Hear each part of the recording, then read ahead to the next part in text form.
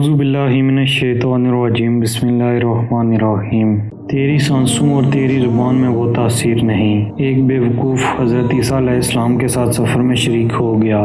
راستہ میں جب ایک پرانی قبر سے گزر ہوا تو اس شخص نے حضرت عیسیٰ علیہ السلام سے کہا کہ میں آپ علیہ السلام کو اللہ تعالیٰ عز و جل کی ذات کا واسطہ دیتا ہوں کہ آپ علیہ السلام مجھے بھی وہ علم سکھا دیں جس سے آپ علیہ السلام مردوں کو زندہ کرتے ہیں۔ حضرت عیسیٰ علیہ السلام نے فرمایا کہ چپ ہو جا، یہ تیرا کام نہیں ہے۔ تیری سانسوں اور تیری آواز میں وہ تاثیر نہیں ہے۔ ایسی سانس چاہیے جو بارش سے زیادہ پاک ہو، رفتار میں فرشتوں سے تیز ہو، جو آسمان کے خزانوں کا مین بننے کی اہلیت رکھتا ہو۔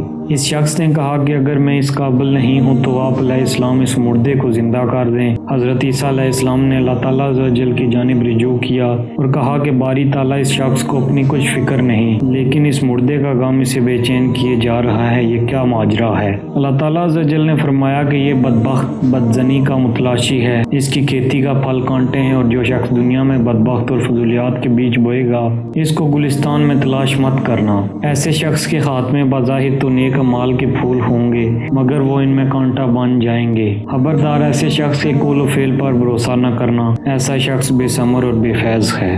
مقصود بیان۔